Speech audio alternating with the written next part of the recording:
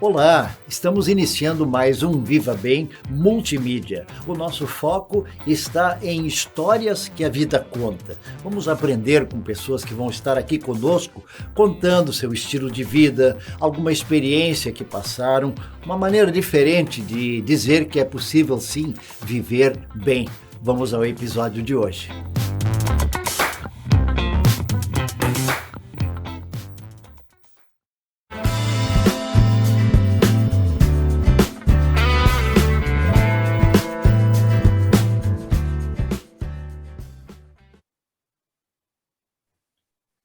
Boa noite, amigos do Viva Bem Multimídia. Estamos iniciando mais um programa nesta sexta-feira e vocês que têm nos acompanhado também lembram que semana passada nós lançamos o desafio de nestas 5 sextas-feiras do mês de julho, que é o mês em que lembramos a chegada dos imigrantes alemães ao Brasil, mais especificamente na nossa região, aqui no Rio Grande do Sul.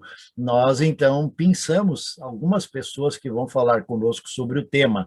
Começamos semana passada com o André Raman, que é pesquisador lá de Montenegro, mas participa do Genealogia RS, e hoje à noite, vocês já estão vendo aqui lado a lado comigo, o Felipe Kumbraun, amigo pessoal, pesquisador, historiador, mas também homem público, vereador em segunda gestão, então ele tem uma visão, apesar de jovem, muito ampla da vida e das coisas, e com isso também muito ocupado. Então, me sinto honrado em tu teres conseguido tirar do teu tempo. Felipe, te saúdo assim, te dou uma boa noite, e de imediato, câmera e microfone também para os nossos internautas para a tua saudação inicial. Boa noite, Heitor Meurer, pastor Heitor, amigo, e a todas as pessoas que nos acompanham aqui, que acompanham essa entrevista, o programa Viva Bem. É uma alegria, Heitor, estar contigo falando sobre esse tema tão importante para nós, que é relacionado a toda essa história da imigração teuto-gaúcha, teuto-brasileira. Agora, eu acabei de mencionar, e o pessoal olhando para ti vê que tu não é alguém que é da minha geração, mas tu tens uma caminhada que começou muito cedo na tua vida. Com que idade você começou a se interessar realmente pela história, pela pesquisa? Considera normal isso para aquela idade em que tu começou? Então, eu juntei duas perguntas para te dar mais chance de resposta. Sim, na verdade foi um início praticamente precoce, tendo em Ó, vista que muitos genealogistas, pesquisadores iniciam aos 40, 50, 60 anos, e eu iniciei com 14 anos. Realmente não é comum, eu vi poucas pessoas assim que antes dos 20 anos iniciaram um trabalho mais relacionado à história. E primeiro sobre a minha família, sobre as minhas raízes, mas depois, Heitor, nossa, é tão ampla, é tão rica, tão diversificada essa história da imigração alemã, da migração das famílias de origem germânicas para cá, e os fatos e o que aconteceu, e depois a gente vai vendo que às vezes cada história de uma pessoa, de uma família, dá um livro, né? O que dirá de uma comunidade, de diversas comunidades, né? De um povo. Então, esse assunto sempre me levou a querer saber e conhecer mais. E, claro, 12 anos, eu tinha 21 anos quando publiquei o meu primeiro livro. E depois segui escrevendo, publicando, sigo escrevendo e sim, publicando, e sim. pesquisando também. Agora, então, o pessoal ficou curioso, porque se tu diz publiquei o meu primeiro, é certeza que tu não ficou no primeiro, né? Exato. Como é que está o acervo, Felipe? Bem, o acervo hoje consta com 400 mil nomes de imigrantes alemães e descendentes e 40 mil fotografias antigas, quase todas cópias, muito poucas originais, mas cópias dessas imagens, dessas comunidades fundadas pelos alemães. E, claro, 20 livros agora, dentro de alguns dias, a próxima, na verdade, 21 livros, né? E um próximo trabalho ainda para esse mês de julho aqui, para esse mês da imigração. se nós pensamos nesses 21 livros, com certeza muitos deles têm uma amplitude maior, outros são estritamente voltados a um tema específico. Aí é uma pergunta minha mais de curiosidade. Onde o escritor e o historiador se sentem mais à vontade? Quando o campo é mais amplo para pesquisa ou quando, por exemplo, uma família diz: Felipe, me ajuda aqui, eu queria escrever um livro da minha família. Como é que funciona esse negócio? Eu gosto desse tema mais amplo, né? Realmente, para pesquisar, me sinto mais confortável. Agora, particularidades ou alguns temas específicos, eu também gostei, pretendo ainda detalhar. Então, por exemplo, um dos livros que eu publiquei sobre como as gerações passadas tratavam a questão do luto, da morte, né? Os jornais em língua alemã que retratavam os antigos obituários. Uma outra obra, agora mais recente, inclusive, sobre as noivas de preto, as noivas de origens germânicas que casavam usando vestido preto. Então, esses temas específicos também me interessam, né? Mas eu realmente, quando consigo pesquisar de forma livre, assim, né? Sem, realmente eu tenho maior interesse sempre. Alguma dessas obras te impactou pessoalmente mais do que outras? Eu não vou dizer assim qual é teu livro preferido, porque eu acho que para o escritor todos eles entram na lista dos preferidos, senão não teria escrito. Mas às vezes certas histórias impactam a gente, né? E a gente só vai acabar descobrindo isso quando está de fato na pesquisa e está realizando o trabalho. Tem algum assim E especificamente que tu podia citar? Heitor, o quarto livro que eu publiquei foi no ano de 2011. Eu tratei cartas e relatos escritos pelos próprios imigrantes alemães. Aí sim, me marcou, impactou, no sentido de que, bem, escrito por eles, mesmo de que cada ser humano tenha a sua vivência conforme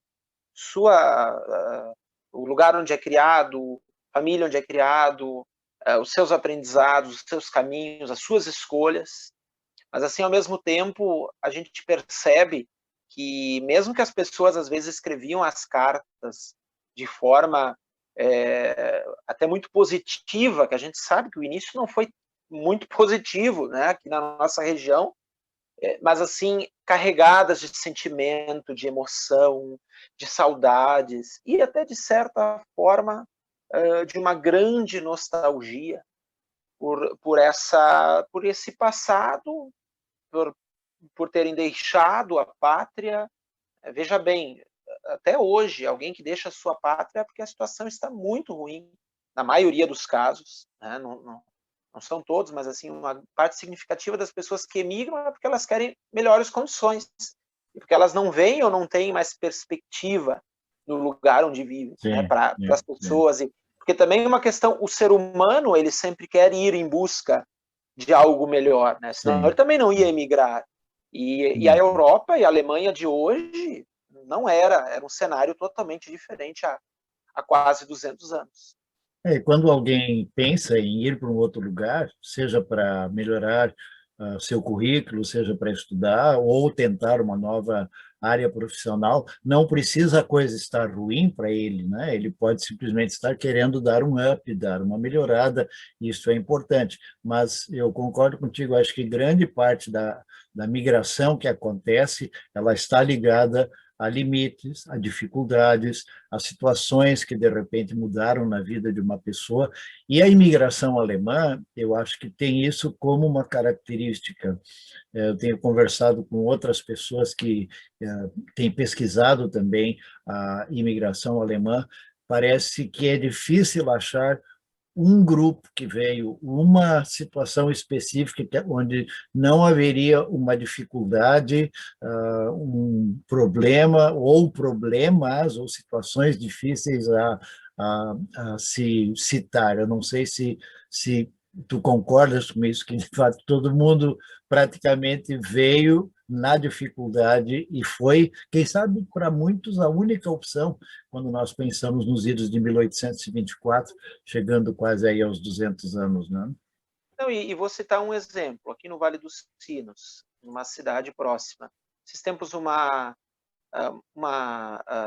jornalista, colega, fez contato comigo. Olha, eu tenho um acervo da minha família que eu gostaria de te mostrar, te passar algum material, você poder copiar. Poxa, que legal. Fui lá, visitei ela, me surpreendi. O bisavô dela veio pós Primeira Guerra Mundial para cá, era médico, atuou na Primeira Guerra nos lazaretos, nos hospitais de campanha, né? E fim da guerra, a Alemanha estava numa crise enorme, uma crise estendida. Em 1924, vieram para cá, 1924. O caso, a formação lhe ajudou a ter um bom, inclusive, posto profissional aqui, que foi médico em Salvador do Sul, uma parte do Vale do Caí, mas, ao mesmo tempo, teve um momento que lá não havia mais...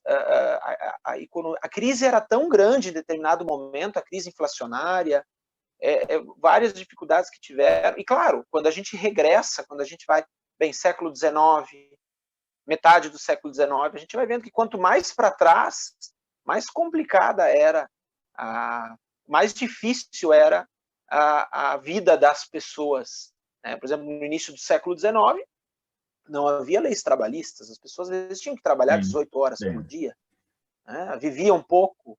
A estatura média dos nossos imigrantes era 1,45 m, Heitor. 1,48 m, os imigrantes adultos. A alimentação era muito ruim, era muito precária lá na Europa. Longevidade, mesma dificuldade, né? Mas, meu caro, interessante que nos primeiros registros dos padres e pastores aqui da nossa região, especialmente do Vale dos Sinos, mas de outras regiões também, onde fui, onde vou e onde pesquiso. Essa semana estive no Vale do Taquari, visitei famílias, busquei material. É interessante que quando alguém falecia com 58 anos, com 55 anos, o padre ou o pastor registrava, faleceu de velho. Imagina, hoje que as pessoas vivem até os 90, até os 100 anos, ou muitos passam, né? Alguns passam dos 100. Então, imagina hoje alguém de 55 anos ser considerado velho, Heitor. E ser chamado de velho, vai dar-lhe uma bronca na gurizada, né? Pois é. Mudou a visão, assim, a maneira de se viver, a visão da vida, ela mudou, né? Ela criou mais espaço. Eu acho que ela criou mais espaço. Claro que as nossas famílias se tornaram menores, as pessoas hoje, nossa, aqui no Rio Grande do Sul, quando tem muitos, são 2 filhos, a média é 1 por casal. Quer dizer, houve uma grande diferença. Claro, a nossa média é 1,8, mas, ou seja, né, a gente vê muita gente que tem um filho.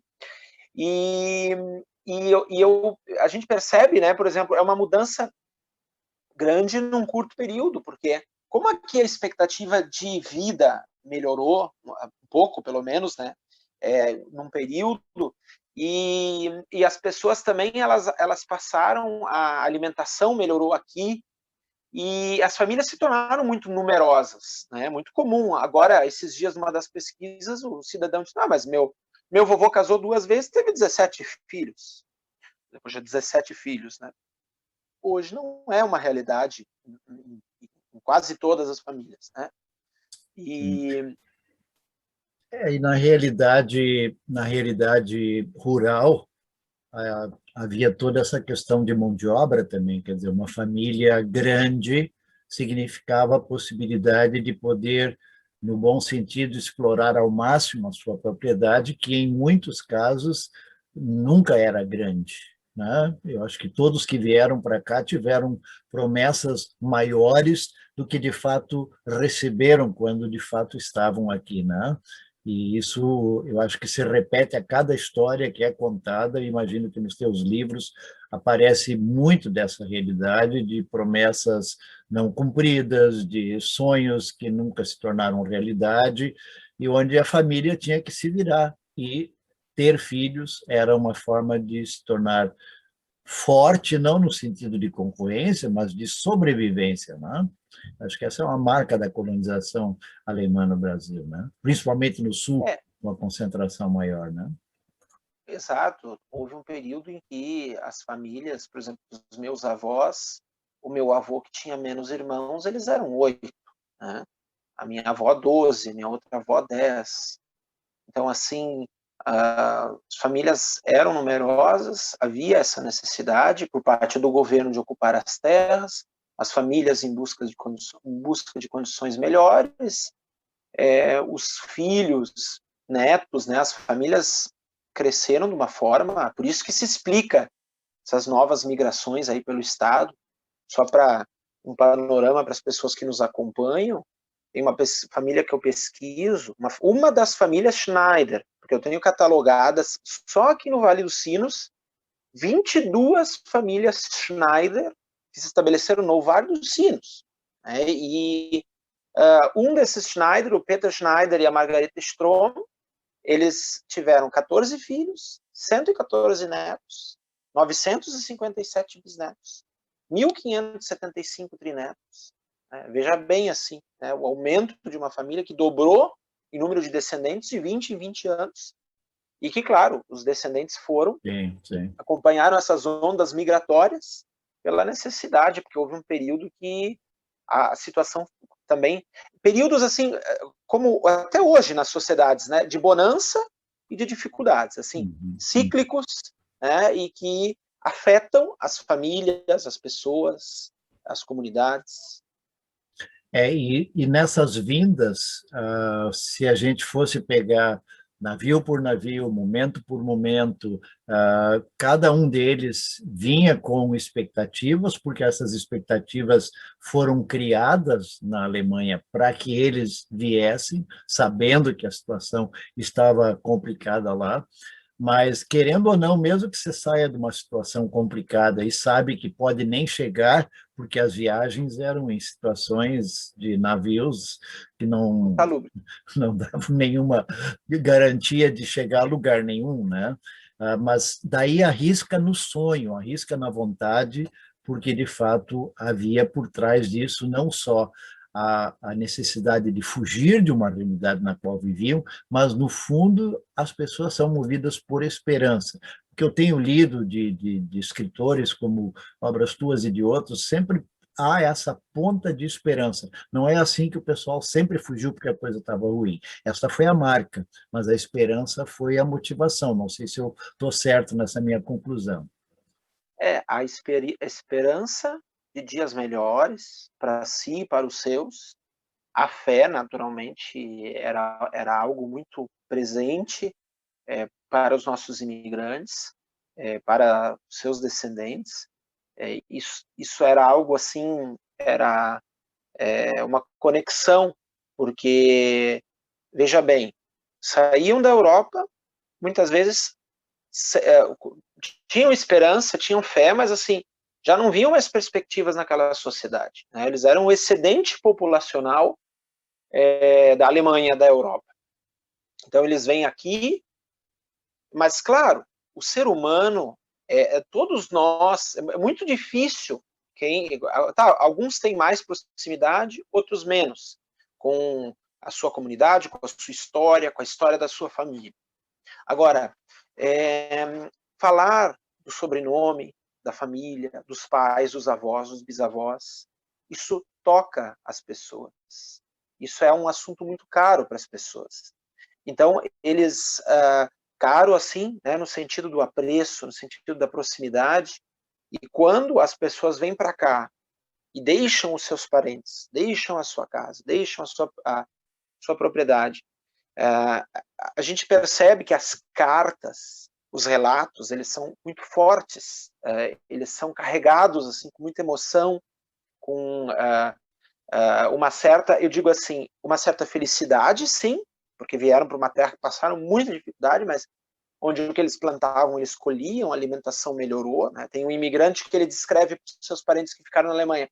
Aqui no Brasil eu tenho mais terras do que um duque na Alemanha.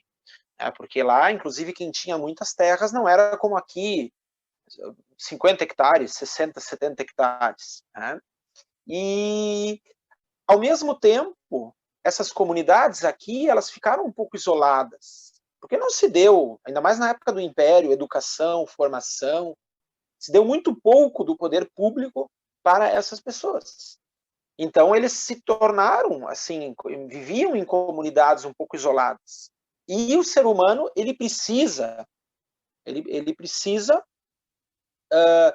manter o elo com a sua história, com a sua família, se ele não mantém com o seu lugar, mas, assim, que às vezes até eles conseguiam, com a família, com as cartas que escreviam, ou quando, eventualmente, que é muito raro, mas alguém ainda conseguia voltar lá para a Alemanha. E o idioma, geralmente, é o que mais aproxima as pessoas. Então, seus filhos, seus netos, seus bisnetos eram criados na sua fé, através de muito trabalho, mas, assim, eu percebo que geração a geração foi nos incutido isso, assim, foi dessa questão da... Lembra que o vô e a avó falavam, contavam isso? Lembra que o bisavô cantava lá tal música? Sabe aquilo? E com isso que foi transmitido para nós, aí eu volto àquela questão da nostalgia, que assim até é uma saudade, mas um pouco, às vezes, amarga, né? Um pouco assim, olha só, né? Nós vencemos ou nós tivemos, claro, famílias todas têm os que vencem, os que não vencem, os altos e baixos, mas assim, para nós chegou sempre muito isso, né? Das dificuldades, da superação de muitas delas, de muita coisa positiva, mas assim, sempre lembrem do passado germânico, do passado alemão, né? Dos avós, bisavós, da tua família, do sobrenome que tu carregas. E outra dificuldade que encontraram os pesquisadores, e ainda encontram, eu creio que passou por isso muitas vezes, é quando a gente vai chegando, regredindo em termos de tentar chegar o mais próximo possível de onde vieram, como vieram e tal, que a grande maioria, de fato, não tinha documentação. Muitas das viagens vieram com os colonos ouvindo para serem soldados, ouvindo para serem colonos, mas sem documentação. E muito do registro histórico acabou sendo feito aqui no Brasil. Eu acho que isso é interessante que a gente coloque também, porque hoje, com internet e tudo isso, é muito mais fácil você ir às origens e tentar descobrir alguma coisa na Alemanha. Você mesmo teve a chance de fazer pesquisas em loco na Alemanha, mas pela internet se pode conseguir isso muito facilmente. Quer dizer, nem tão facilmente, mas pelo menos pode conseguir. Mas a dificuldade é que as pessoas precisam, de fato, ou sobreviveram contando a história um para o outro. E quando não tinha mais ninguém para contar a história, também começou, naquela família, provavelmente, a diminuir o interesse pelos mais velhos, porque não tinha nenhum dos mais velhos para contar a história. Sei que na nossa família foi assim, provavelmente na tua também, quer dizer, quando não tem mais alguém lá velhinho com seus 70, 80, 90 para contar alguma coisa, o interesse vai diminuindo, porque sempre tu tem que dizer, o teu bisavô, bem como tu colocaste, né? Teu bisavô, a tua bisavó contava, mas assim, para essa nova geração que quer tudo na ponta dos dedos, né? No digital, né? Dizer que a vovó ou a bisa falava já não. Mas isso tem que Mas ser assim, recuperado, não sei, né? exato, exato. Bem, Heitor, como você fala, assim, ser passado, ser transmitido. Existem formas de passar. Tem um livro de genealogia, um autor alemão, que em determinado momento ele descreve assim, bem, nem que seja uma descoberta que você vai falar num almoço de família, que você vai dividir com os parentes. Mas, assim, como é importante, porque a pesquisa nos leva... Eu, por exemplo, iniciei todo um trabalho há quase 20 anos atrás, porque a minha avó paterna, que havia falecido no ano anterior, ela contava muito as histórias. E tá bem, talvez, como eu era muito guri, né, entrava no ouvido e saía pelo outro. Mas isso não era com todas as histórias. Caso contrário, não teria despertado esse interesse, ou até não me lembraria, como me lembro de histórias que ela me contava. Por exemplo, ela tinha muito costume de ir ao cemitério, visitar lá os túmulos dos seus pais, dos seus avós. Então, o pai levava ela, eu ia junto, às vezes a mãe ia junto, e aí ela contava, mas esse aqui, o vovô, esse eu conheci, esse aqui não, mas a mãe dele viveu até tal idade. E quando eu fiquei com a caixa de fotos, que era da minha avó, e passei a identificar essas fotografias, visitando os parentes, eu tive um outro despertar por parte de uma tia-avó que, como ela era freira, morava em Porto Alegre, trabalhava na Cúria Metropolitana em Porto Alegre, ela tinha toda uma pesquisa pronta da minha avó materna. Então, veja como foram algumas questões que deram um estalo para que eu fosse criar esse entusiasmo, essa empolgação, né, e, de fato, encontrar esse material, preservar, pesquisar esse material durante todos esses anos. Então, claro que eu vejo, por exemplo, Heitor, eu não aprendi alemão quando pequeno. Meus pais falam alemão, mas o meu pai já é hamburguense nato, e a mãe de Picada São Paulo, ali no interior, na divisa de Morro Reuter com Picada Café.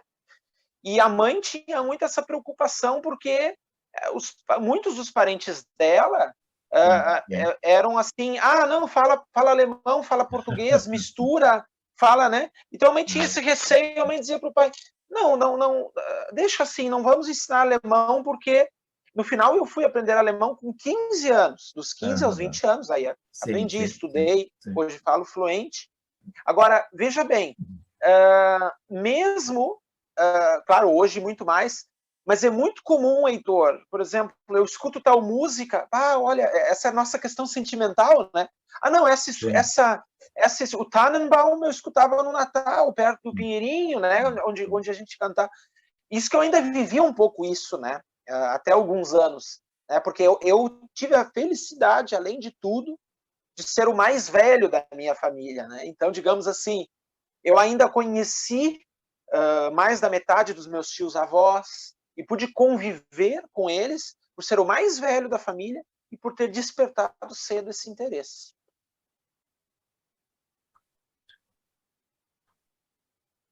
Eu acho que tu acabaste citando algo que é importante, falando da tua tia-avó, no caso que é a pesquisa em lugares que têm acervo, e a Cúria Metropolitana, no caso em Porto Alegre, é um desses lugares. Hoje, ainda limitado por questão da pandemia, mas assim também o Arquivo Histórico Estadual, mas esses todos são locais que hoje têm parte da pesquisa já disponível também de forma digitalizada.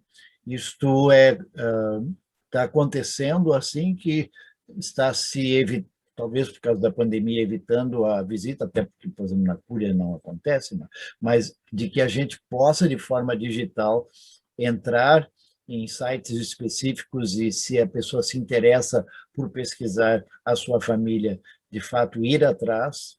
Isto vai ajudar na compreensão e talvez ser motivador para que a pessoa possa ir adiante nesse propósito. Que eu vejo assim, Heitor, com muito entusiasmo, pessoas com um interesse maior sobre a sua história, sobre a sua família. E, claro, a pesquisa ela tem que ser muitas vezes feita em loco, ela tem que ser feita em arquivos, em especial arquivos da igreja, das igrejas, porque os registros antigamente ficavam nesses lugares. Em pese que há uma diversidade de arquivos que às vezes a gente não faz ideia, como, por exemplo, os jornais que nós tínhamos, o Deutsches Volksblatt, o Deutsche Post, os calendar, né, os almanaques católicos, os almanaques de confissão luterana, assim, quanto material, quanto arquivo, onde você pode montar mais uma peça do quebra-cabeças, né? Vamos lá. Muitas pessoas, não quer dizer que elas não tenham deixado material, não tenham deixado uma história, ao menos na sua comunidade, na sua família.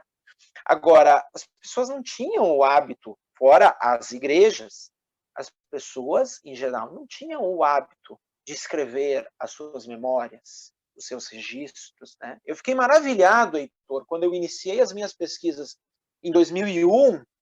Em julho de 2002, eu tive acesso, na íntegra, a uma cópia de uma autobiografia escrita pelo meu tataravô no ano de 1900, 2 anos antes do falecimento dele. Ele tinha 74 anos e ele escreveu em 20 e poucas páginas, mas aquilo para nós foi muito importante, porque várias peças desse quebra-cabeça, porque ele descreveu isso, né? Ele registrou isso.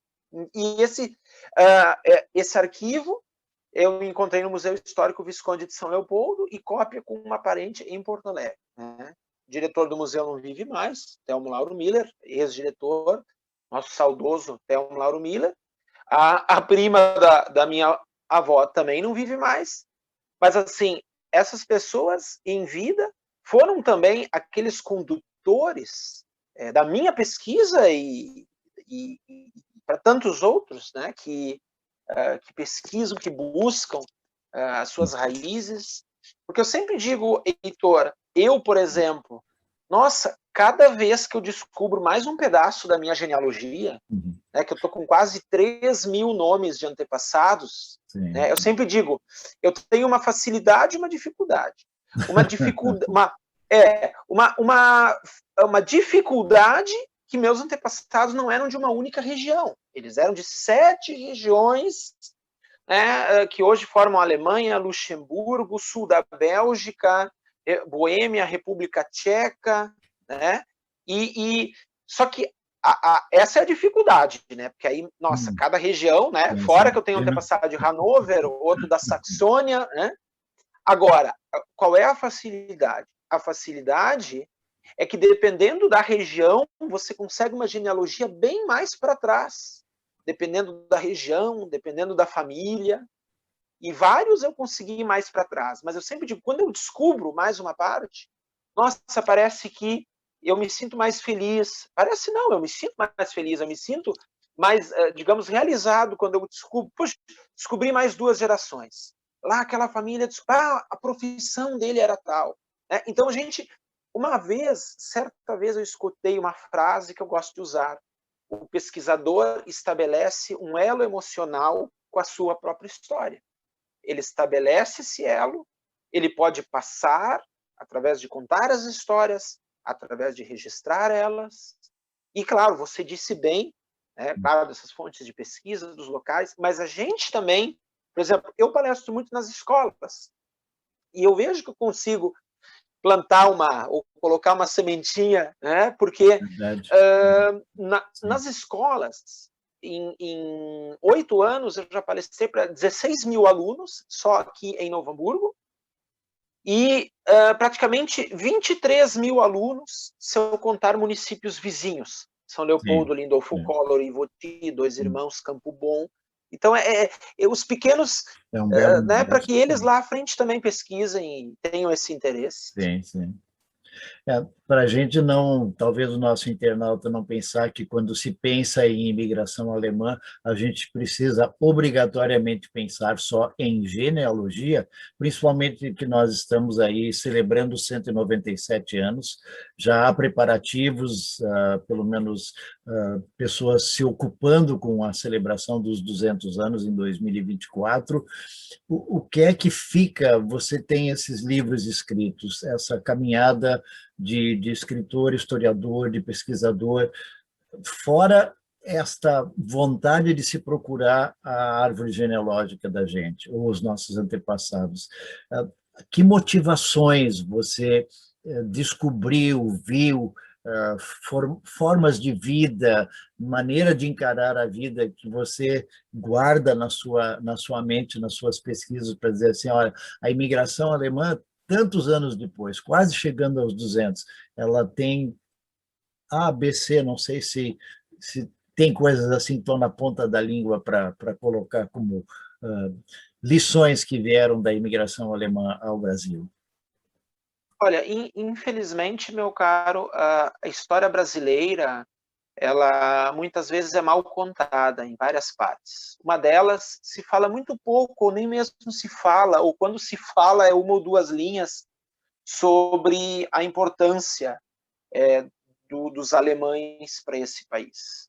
Os italianos, os africanos, os portugueses, cada um teve a sua importância. Mas o alemão é praticamente excluído dos livros de história do nosso país. É por isso que eu digo, é uma história, muitas vezes, que é mal contada ou nem é contada.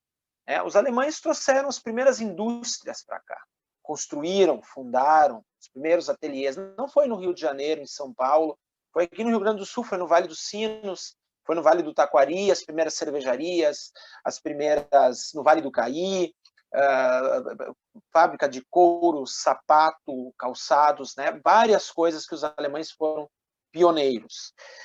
Os alemães trabalharam a terra, os minifúndios, a própria produção, e como bem você disse antes, feita por eles, feita por eles, não pelos outros, pelos escravos, ou por seres humanos que foram escravizados, como aqui é infelizmente, uma responsabilidade dos colonizadores portugueses. Bem, nesse desenvolvimento, os alemães, meu caro, ajudaram na imprensa, na prensa.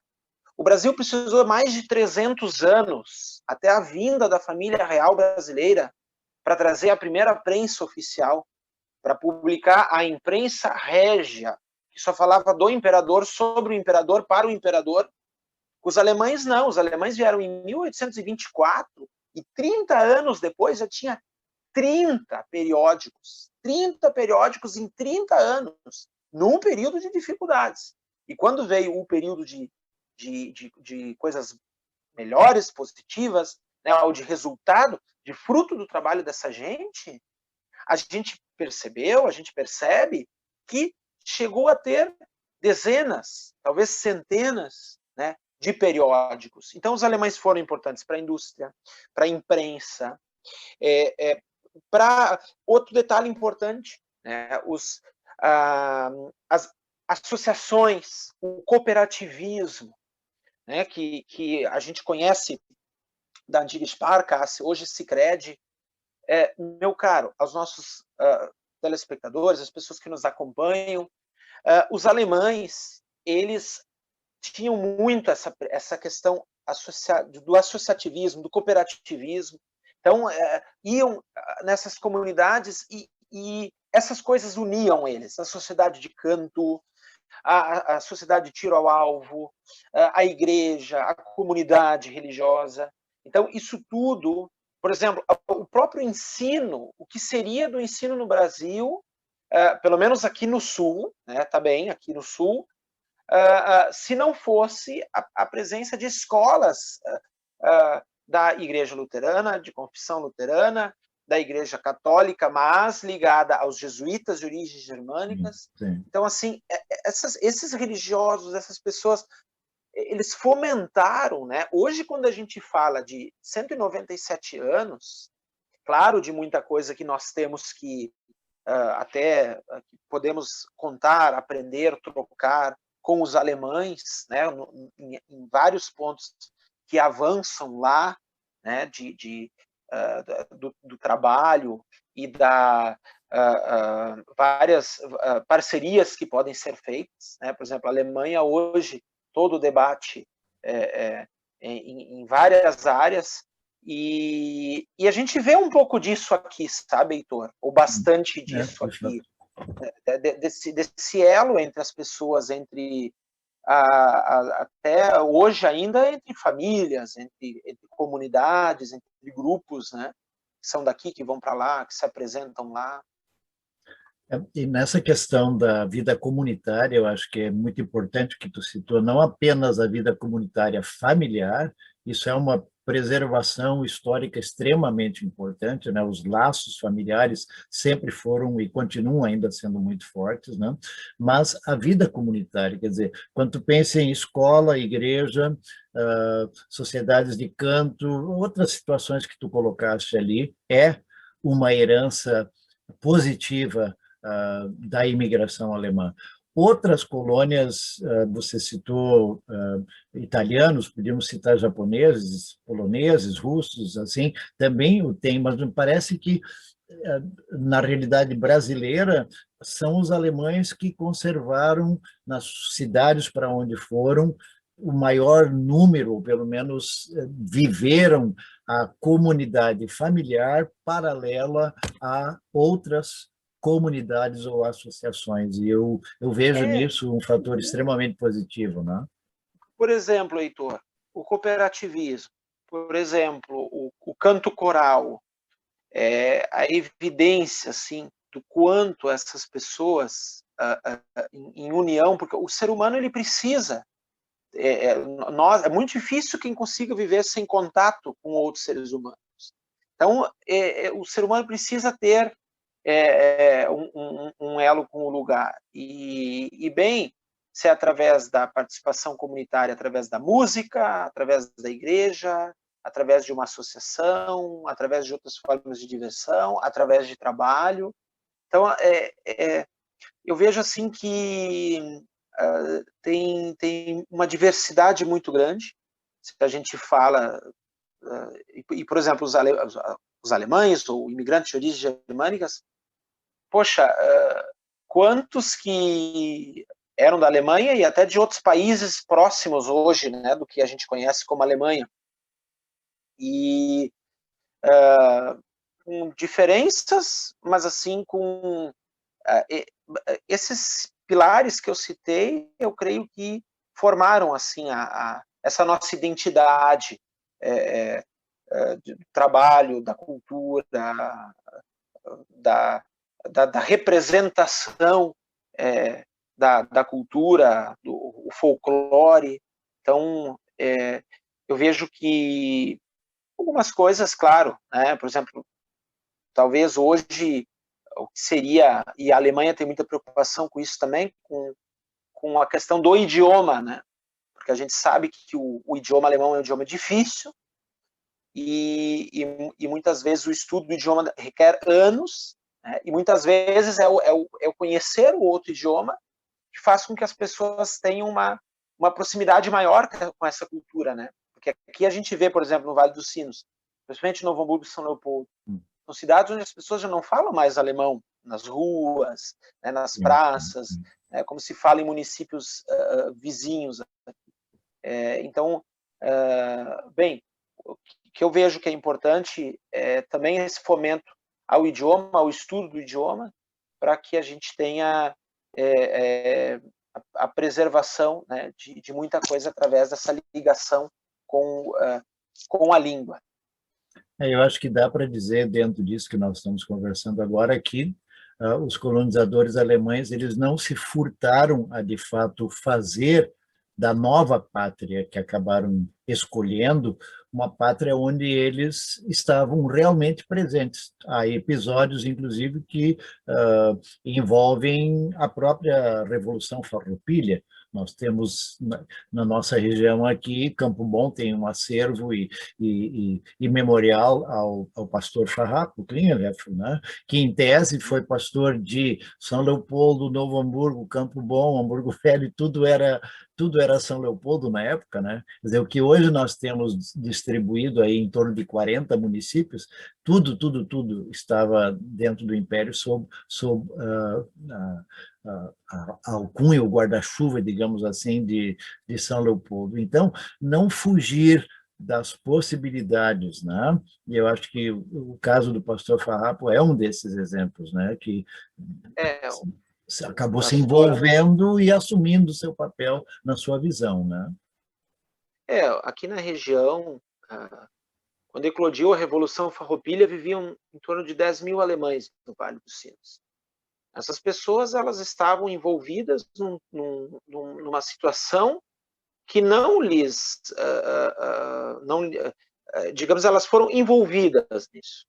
E o que a gente percebe com Klingenhofer, o Salles de Porto Alegre, muitos desses imigrantes que vieram para cá, eles eram militares, eles tiveram formação militar, eles lutaram em conflitos, lutaram em guerras, como Matthias Mombach, como Anton Killing, como, se não me engano, o próprio Salish, bem, com a eclosão da Revolução, São Leopoldo supria boa parte da alimentação da capital, em Porto Alegre. Então, por isso que houve muitas tentativas dos farrapos aqui também, de tomada das localidades e da região, e do próprio Império, né, que se defendesse aqui a região. Os que fez a defesa foi o Johann Daniel Hillenbrand, que é um personagem importante, que é conhecido praticamente como o patriarca de São Leopoldo, né, da cidade berço da imigração alemã, justamente porque ele, entre várias questões, né, mas ele defendeu junto com outros que eram militares, ajudou ele era um diretor da colônia aqui, inclusive. Bem, os alemães deram a sua contribuição na Revolução Farroupilha, deram a sua contribuição na Guerra do Paraguai. Né? A Guerra do Paraguai, por exemplo, a cidade vizinha aqui de Dois Irmãos, 40 homens foram à guerra, só voltaram 3. Então, 37 morreram nos campos de batalha do Paraguai. Eu tinha uma antepassada, família Schuch, de Santa Cruz do Sul, daquela região. O Schuch, a minha tataravó, perdeu 3 irmãos na Guerra do Paraguai.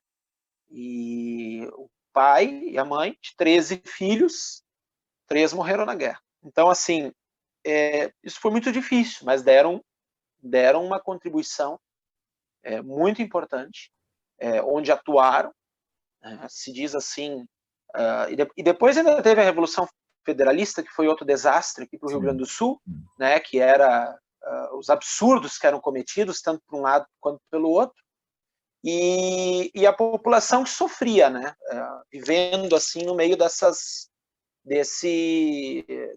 literalmente desse tiroteio, né, mas assim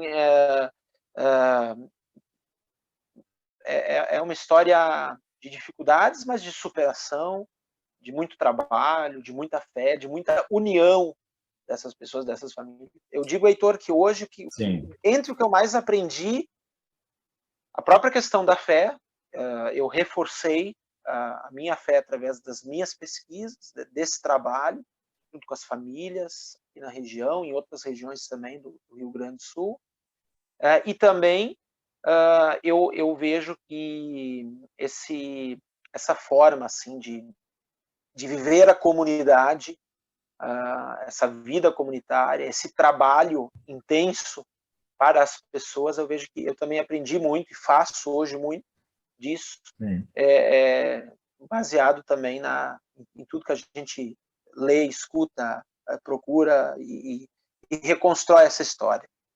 Enquanto você falava esse último momento, eu pensei quão diferente dos nossos ascendentes, ou pensando nos europeus, mas nos alemães que estão lá hoje, para quem já teve a oportunidade de visitar a Alemanha ou participar de excursões, de viagens realmente de pesquisa, né? Eles valorizam, digamos assim, quem, vamos usar entre aspas, foi um seu herói, ou alguém que se destacou por uma ação comunitária, ou mesmo devido às 2 guerras, o fato de ter lá placas com os nomes nas entradas das igrejas, o nome, data de nascimento e quando aquela pessoa morreu na Primeira ou na Segunda Guerra Mundial. Será que a chegada dos 200 anos não nos poderia oferecer nesses 3 anos uma busca de pessoas que, quem sabe, caíram no esquecimento, ficaram no esquecimento, mas que poderiam, de repente, ser nomes recuperados para essa nova geração também poder conhecer as suas histórias? Tá isso, daqui a 3 anos nós estamos comemorando os 200 anos, e pode ser que, de novo, a gente passe por uma data magna, significativa, sem recuperar um pouco da história esquecida, né?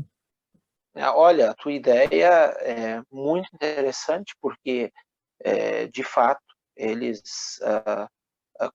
vamos dizer, só dos pesquisadores, né? Como muitas vezes dos próprios pesquisadores existe pouco material, né? Dos que pesquisaram a história dos demais, existe pouco material sobre eles, né? E depois várias outras, entre médicos, professores, pastores, padres, freiras, músicos, pessoas em diversas áreas, né, engenheiros, arquitetos, que deram a sua contribuição. É uma ideia interessante, Heitor, para em algum lugar, para um memorial, para expor, para registrar. Né? Num dos livros do Thelma Lauro Miller, ele cita alguns nomes de pessoas que desenvolveram muito o Estado, o país, que são de origem alemã, mas eu não sei se temos alguma coisa atualizada de lá para cá, de 2004 para cá. Nesse aspecto, né? Em outras, sim atualizadas, e também trabalho, auxilio, ajudo, mas, assim, dos nomes específicos é uma questão interessante, importante abordar. E é até um desafio para quem está em cargos públicos, como é o teu caso, nesses municípios que hoje não pertencem mais a São Leopoldo, mas eram praticamente uma comunidade só, né? A gente sabe que há grupos, vamos inclusive numa das nossas 5 entrevistas aqui, olhar para esse trabalho de preparação aos 200 anos, né? Na nossa última entrevista, no dia 30, mas fica assim esta pergunta, esta ideia de dizer, será que a história não poderia ser recuperada em algumas coisas? Felipe, nós estamos chegando devagarinho ao final da nossa conversa. Quero te agradecer de novo muito pela possibilidade de nós termos esta conversa hoje à noite, e com certeza os nossos internautas vão poder guardar muito daquilo que você falou, e principalmente essas pitadas sobre forma de vida, vida comunitária, cooperativismo, ajuda mútua. Eu acho que isso é fundamental. Uma palavra final que tu querias deixar para nós, por favor, fica contigo. Obrigado, Heitor. Ich bedanke mich, Ihre Aufmerksamkeit, né? Sua e dos nossos, as pessoas que nos acompanham, os nossos telespectadores, nossos ouvintes, e que venham outras oportunidades, né, que possamos várias vezes estar juntos, preservar e compartilhar a história e o presente aqui do nosso estado, do nosso país. Então, obrigado, Heitor, e até uma próxima. Muito bem, esta foi uma conversa, então, com o Felipe Kuhn Braun, escritor, historiador, pesquisador, também homem público na vereança, em Novo Hamburgo, e nós agradecemos pela sua presença, participação conosco, e queremos, de imediato, também deixar um convite ainda para a próxima programação da próxima sexta-feira, onde queremos falar sobre minoritários, grupos minoritários que chegaram e se estabeleceram em pequenas comunidades, e vamos ter algumas surpresas aí neste programa da semana que vem. Então, este foi o nosso segundo dos 5 temas deste ano que celebra os 197 anos da imigração alemã no Brasil. Muito obrigado a todos, obrigado, Felipe, um tchauzinho geral e até a próxima oportunidade.